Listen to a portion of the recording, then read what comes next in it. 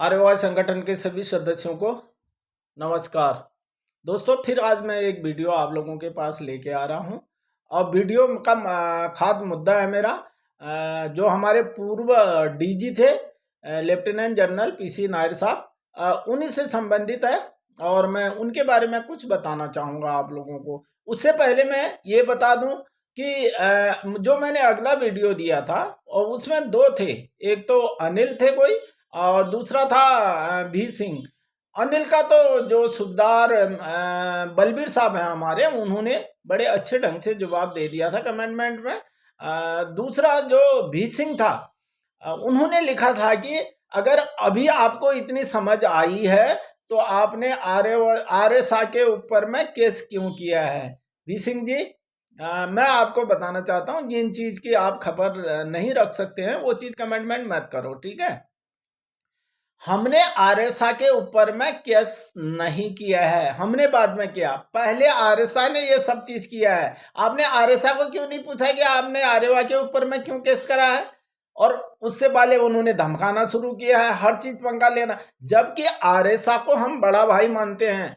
आरएसआ आज की डेट में 46 साल का हो गया है और आरएसआ का सिर्फ 10वां स्थापना दिवस मना रहे हैं। अभी 10 साल का है आरएसआ और 10 साल में कितनी उपलब्धि की है।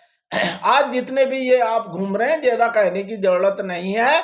जो गली गली में लावारिस बन के घूमते थे वो सब तोड़ करके एक दमदार एक्स सर्विसमैन की तौर पर अपना सब कुछ करवा रहे हैं। और आरएसआ ने खास करके टारगेट, हर बार टारगेट बनाता है। आपके कहने पर कह रहा हूं, मैं ऐसे नहीं कहना था, उस पर मुझे कोई टिप्पणी नहीं करना था, लेकिन आपके सवाल का जवाब सिर्फ आपके लिए दे रहा हूं मैं।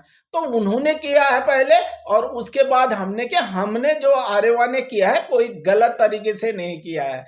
जिस प्रकार आरएसआ का जो फंड होता है वो कंट्रीब्यूशन जवान का फंड है और उसमें उसकी कोई जो भी अभी रजिस्टर्ड नहीं है वो रजिस्टर्ड होगा तो उसका बायलो बनेगा और हर किसी को कितना खर्चा करना है और उसका, जैसे पलटन में अभी पीआरआई फंड होते हैं, किसी हर फंड में उनको सीओ साहब का कौन फंड से कितना पैसा खर्चा कर सकते हैं उसको बैंड किया हुआ है। ऐसे ही पॉलिसी उसकी भी बनेगी। वो कोई गलत केस नहीं किया है, जिसने भी किया है आपको भनक लग गई उसकी, चलो कोई बात। अब मैं आता हूं जो हमारे पूर्व डीजी साहब पीसी नायर साहब हैं, उनके बारे में कहना चाहूंगा। उन्होंने 2 बार देहरादून का विजिट अपने कार्यकाल में किया। जब पहली बार वो देहरादून आए, आने के बाद में उनका जो क्लेमेंट टाउन का रंजीत सिंह ऑडिटोरियम है उसमें उन्होंने दरबार लिया। बड़ा अच्छे ढंग से बातचीत हुई हमारी सभी एक्स सर्विसमैनों की और बड़े अच्छे ढंग से सब कुछ हुआ। हमने उनका स्वागत किया, बैठे। हमारे प्रेमलाल आर्या साहब की लड़की के साथ उन्होंने बहुत देर बात किया, क्योंकि वो वर्ल्ड की एक पहली महिला है, पहली लड़की है जो अंटार्कटिका में 6 महीना रह के वहाँ सर्वे ऑफ इंडिया के साथ उन्होंने काम किया। इसलिए उन्होंने बहुत, कम से कम 3 घंटे 2 घंटे उनके साथ खाना खाया, सब कुछ बातचीत करी, हम खुश हुए। लेकिन हमें दुख कहां से लगा, जो दूसरी बार उन्होंने देहरादून विजिट करा उसके बाद में जो सवेरिया में एक बैठक हॉल है उसमें बैठक की गई, जिस समय में वहां पर एक चंपावत डिस्ट्रिक्ट के टनाकपुर के रहने वाले उस नायक केसर सिंह अपनी पत्नी के साथ वहां पर आए थे। तो उन्होंने जब वहां पर वो चल रहा था सब, उसने जा करके 15 मिनट तक डीजी साहब के पांव पकड़ करके रोती रही, चिल्लाती रही, वो सब चीज गिड़गिड़ाती रही। उसका कहना था कि मेरे पति को पेंशन नहीं मिल रही है, पेंशन दे दो। अब उसे पेंशन क्यों नहीं मिल रही थी? 1986 से लेकर 1988 के बीच में जो ये सीपीओ के चक्कर में और ये 4 पे कमीशन के चक्कर में पूरी आसाम राइफल में आंदोलन हो रहे थे। उस आंदोलन में केसर सिंह की यूनिट ने भी भाग लिया। शाम के टाइम में नया यूनिट खड़ी हो रखी थी, सेंटर रूल कॉल हो रखा था। उस सेंटर रूल कॉल का आयोजन किया गया। उसमें एसएम साहब बाहर थे, सीओ साहब कहीं बाहर थे, बाहर गए हुए थे। तो एक सूबेदार कामी थे, उन्होंने उस एसएम के तौर पर वहां पर रिपोर्ट ली। उसके बाद एडजुटेंट साहब आए, एडजुटेंट साहब को उन्होंने रिपोर्ट दी। तो एडजुटेंट साहब ने बोला, कामी साहब मैंने आपको बोला था कि एक सेंतरी छोड़ करके बाकी सब रूल कॉल में आएंगे, लेकिन आपने मेरा हुक्म अदुली क्यों किया? कामिल साहब ने बोला कि सर ये इंसर्जेंसी इलाका है, यहाँ पर एक संतरी से काम नहीं चलेगा, दूर दूर है, उनको सपोर्ट नहीं मिलेगा, इसलिए मैंने पूरा गार्ड छोड़ दिया है। तो उन्होंने अर्जुन साहब ने कामिल साहब को थप्पड़ मार दिया भरे रोल कॉल में, यू टाइम में रोल कॉल बना हुआ था।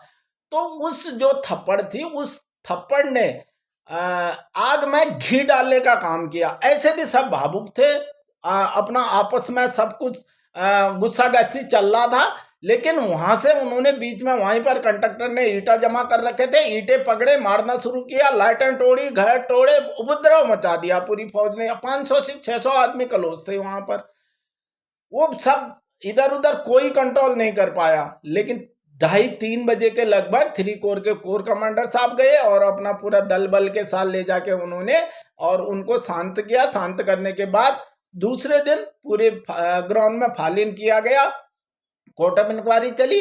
उसमें से कम 200 लोगों को कम 20 जैसे और 200 जवानों को अलग की दोषी मानकर अलग किया गया। और वहां पर उनमें से जो थी 140 जवानों को आरटीयू करके यूनिट भेजा गया। यूनिट से कई को उसमें कोर्ट मार्शल हुआ और उसमें 13 जैसे जो थे उनको उसी टाइम उनको पेंशन का फॉर्म भरवा के घर भेज दिया और उसमें 7-8 जैसे जो थे उनको यूनिट भेज दिया। अब उसमें से जो 40 जवान उस यूनिट में बचे थे उनको किसी न किसी बहाने को घर भेजा जा रहा था। जो शक के दायरे में 40 जवान छूट गए थे, किसी न किसी में घर भेजा रहा था। उसी यूनिट में केसर सिंह की यूनिट में केसर सिंह का छोटा भाई था, वो उसकी डेथ हो गई थी और उसकी शादी करा एक साल हो रखा था। तो जब उनकी डेथ होने के बाद में उनका अंतिम संस्कार करके उसकी अस्थि लेके केसर सिंह घर गया, घर से उसकी औरत को लेके आया, उसके साथ में एक कम से कम 10-11 साल का एक बच्चा भी साथ में था। यूनिट लाया, यूनिट से शिलोंग ले गया, उसको पूरा हिसाब किताब दिलाया। जैसे ही वो हिसाब किताब लेके यूनिट पहुंचे थे, लड़की के पिताजी ने उनको सीओ साहब को चिट्ठी लिख दिया कि केसर सिंह जो है मेरी लड़की को बहला फुसला के वो पैसा जो उसे मिला है सब हड़पना चाह रहा है। तो उसके बाद सीओ साहब ने बोला कि ठीक है, उसे घर पहुंचा के आओ और उसके बाद तुम वापस आना। आए, केसर सिंह लड़की को घर पहुंचा के वापस यूनिट में गया और उसके ऊपर दबाव करने लगा कि तुम सारे ने दबाव किया कि तुम उसका डिस्चार्ज का फॉर्म भरो और घर से अपनी औरत से लिखवा लो कि अगर तुमको डिस्चार्ज नहीं भेजा तो कोर्ट मार्शल कर देंगे हम। तो फिर घर से उसकी औरत ने भी जो है लिख के दिया कि मेरे आदमी को डिस्चार्ज भेजो। वो तब 17 साल 6 महीना कुछ 13-14 दिन उसकी सर्विस थी। इतनी सर्विस होने के बाद भी उसे डिस्चार्ज भेजा। घर आने के बाद अब वो जो औरत थी उसने तो जाके नेपाल में किसी के साथ शादी कर ली, क्योंकि ये लोग नेपाल बॉर्डर के रहने वाले हैं, और अपना घर घुर बसा लिया। केसर सिंह की नौकरी भी छूट गई, उसको डिस्चार्ज भेज दिया। केसर सिंह की माँ ने अपना लड़का, छोटा वाला लड़का मरने बहू के जाने और केसर सिंह की नौकरी जाने के चक्कर में गम लेके माँ पिताजी ने दोनों ने अपने प्राण त्याग दिए।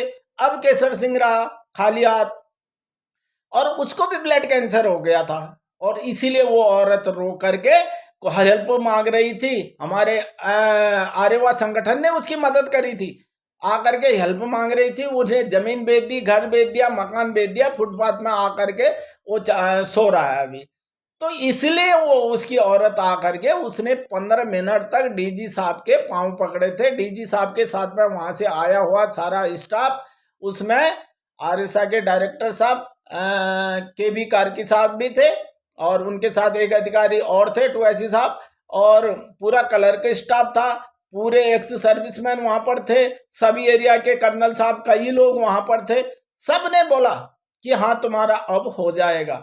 उसके बाद मैंने मंच पर जाकर के 10 मिनट ये जो कहानी मैं इसमें बोल रहा हूँ, सारी कहानी मैंने डीजी साहब को बता दिया था, साहब इसकी गलती ये है, तो इसमें आप अगर देना चाहते हैं तो दे सकते हैं। उन्होंने ये भी बोला कि साहब मैं इसमें क्या कर सकता हूँ। तो मैंने बोला सर आप गॉड ऑफ फादर हैं असम राइफल के, आप क्या नहीं कर सकते हैं। तो बोला ठीक है, मैं जा करके आपको आश्वासन करता हूँ, इस केस की छानबीन करूंगा और जहां तक है मैं कोशिश करूंगा कि इन्हें पेंशन मिल जाए। लेकिन बड़े दुख से कहना पड़ रहा है मेरे को। उसके बाद डीजी साहब कम से कम 8 या 9 महीना या 10 महीना वहां DGR में रहे, कुर्सी पर रहे, लेकिन पेंशन देना तो छोड़ दीजिए, चिट्ठी का जवाब तक नहीं दिया उन्होंने, चिट्ठी का जवाब तक नहीं दिया। तो इसीलिए हमें दुख होता है। हमारा जो सारे एक्स सर्विसमैन वहां देख रहे थे, सब कह रहे थे कि हाँ इनकी पेंशन पक्की है, और सब ने यही मन में था कि पक्का ये काम इसका हो जाएगा। एक औरत ने इतना मजबूर होकर के इतने बड़े आदमी के पांव पकड़ के 15 मिनट तक वो पकड़ के रोती रही, और उसके बाद DG साहब की मीम साहब और हमारे जो पूर्व कमांडेंट थे DD भट्ट साहब, उनकी लड़की ने उनको उठाया वहां से। इतना होने के बाद भी नायड साहब के दिल में थोड़ा सा प्रेम नहीं आया। प्रेम आके पेंशन दे देते तो हम उनकी पूजा करते, लेकिन उन्होंने एक चिट्ठी का जवाब तक नहीं दिया, वो चिट्ठी का जवाब देना तक उचित नहीं समझा। तो इसीलिए हमारे लोगों के, खास करके उत्तराखंड के लोगों के मन में उनके लिए हर हमेशा के लिए ये जो चीज़ गड़ गई है, ये बाहर नहीं निकल पा रही है। और मैं ज़्यादा न कहकर यहीं पर समाप्त कर रहा हूँ, बाकी न कहकर धन्यवाद।